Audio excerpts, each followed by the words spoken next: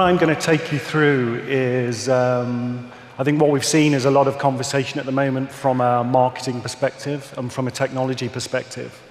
What I'm now going to do is spend 10 minutes actually talking about what this all means from a consumer perspective.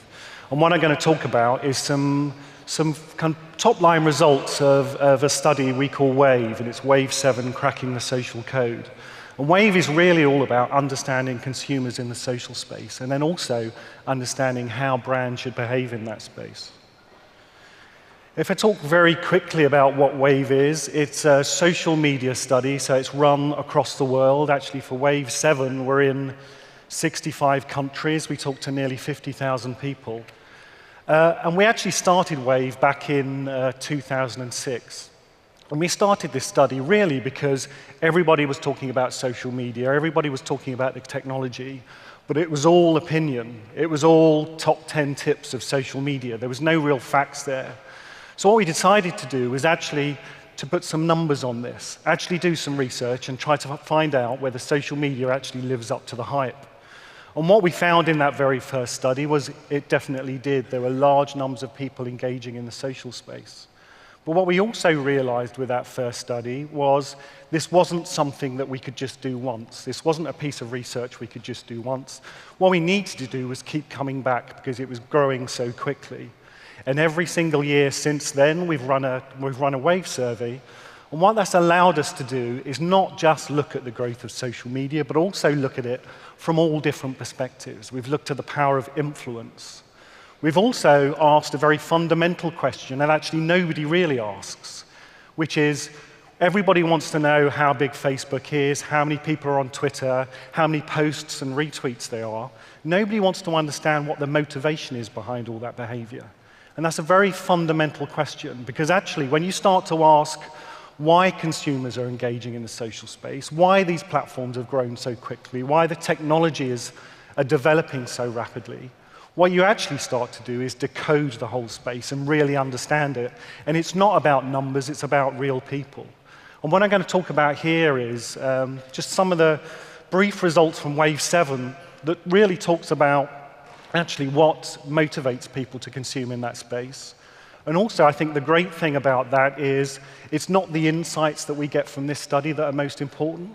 It's actually driven a whole philosophy at a whole philosophy of the way we think about how we use social media to engage and connect with consumers. We have many trends with WAVE. As I said, we've tracked it since 2006. And what you can see from this chart here is that social media has grown incredibly quickly. Now, we aren't seeing that growth as fast today as we saw between 2006 and 2008, but it's still growing. What I think is more interesting about this chart is not just how many people are managing their own social networks or creating new ones. What I think is interesting is the penetration levels. Actually, social media is now an activity for everybody. It's not just for the early adopter and the young. And actually, that means that social media is an incredible opportunity for us to understand human behavior. And this really sits at the heart of my philosophy for Wave 7. And this is an ad from a guy called Bob Hoffman, who I don't know if you know. He's a crusty old CEO of a creative agency. And I thought this was kind of a contentious quote to put up as well in front of a kind of digital conference.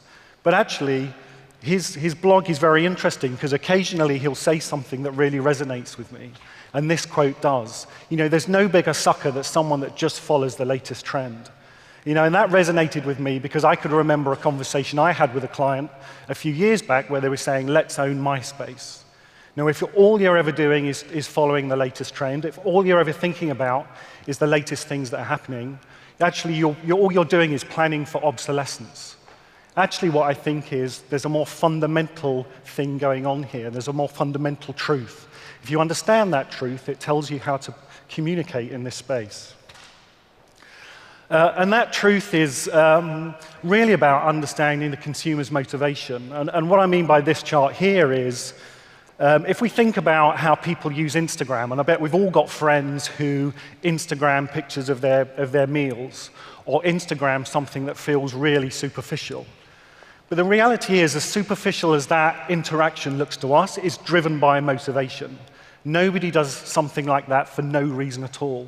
So it's about understanding that motivation, understanding what that person is looking for when they send that picture out. That's the key to unlocking social media. So actually, in conclusion, what we've found with our 7 years of analysis and 7 years of understanding and 7 years of tracking trends is there's a more fundamental truth underlying social media. And that truth is actually about motivations and actually about consumer needs. And actually, let's forget the trends, let's forget the latest technologies, let's first understand fundamentally what that human truth is. And these 5 human needs are about relationship or fun or progressing or getting recognition or learning. They're deep, inherent human truths, and they're fundamentally more important than all the things that surround it. Because once we understand that truth, then we can start to think, well, if that's what our consumer's looking for, how can we deliver that? And that's really key, I think, and a lot of people now talk about this idea of a value exchange. How do we connect with the consumer? How do we get them to spend time with us? How do we get them to share their data with us and interact really closely? And I think the way we do that is we create a value exchange with the consumer. And the value exchange actually has to be balanced on 2 sides. We do have to think about the need of the consumer and what they're looking for from us as a brand. But what we also need to think about is, does that need deliver on our brand objective? And actually, that's something that we can do with Wave. We understand not just what relationship the consumer wants with us, we also understand the value of those relationships to our brand. So what we're trying to do is find that sweet spot between brand objective and consumer need. That's a key to creating a value exchange with the consumer. And I think the great thing about building a value exchange there is it's not campaign-based. This is about building long-term relationships with consumers. Here's an example of what I mean by that. 5 years has passed since Halo 3's release, and in that time, everything has changed. The gaming market is now dominated by realistic first-person shooters. So how can we get a market driven by a newly found demand for realism to consider the sci-fi-based action of Halo 4?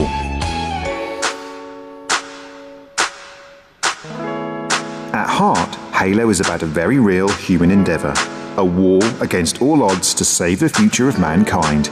And Halo, more than any other game, had a hardcore, dedicated fan base who craved recognition. If we could celebrate these fans and reveal the real people behind their traditionally faceless gaming personas.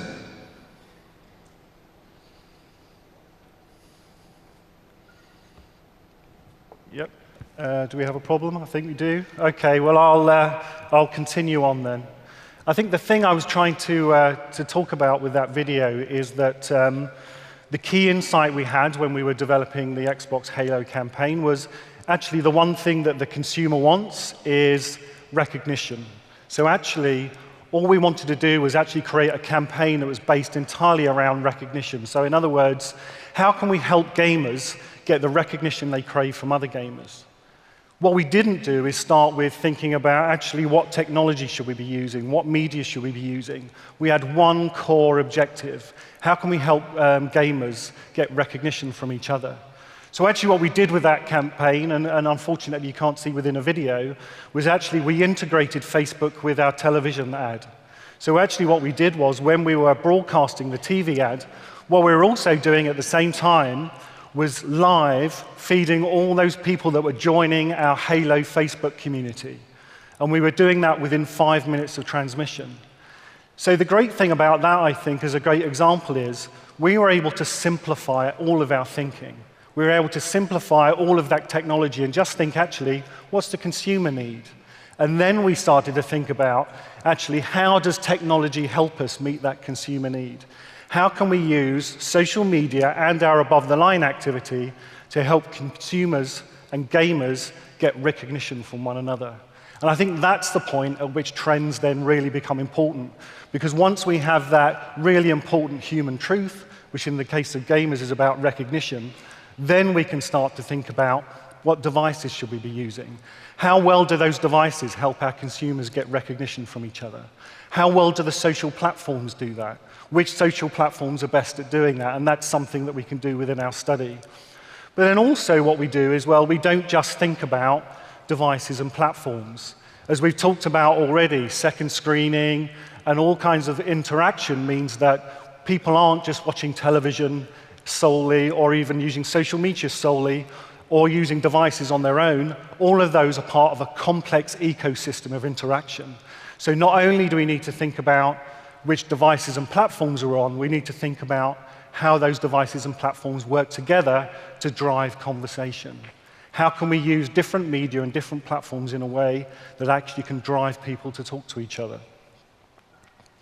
So in summary, what I'd like to say is, obviously there's a lot more data available within Wave 7 than I can show you here. If anybody wants to see any more, please visit the umww.com website where there's a full report.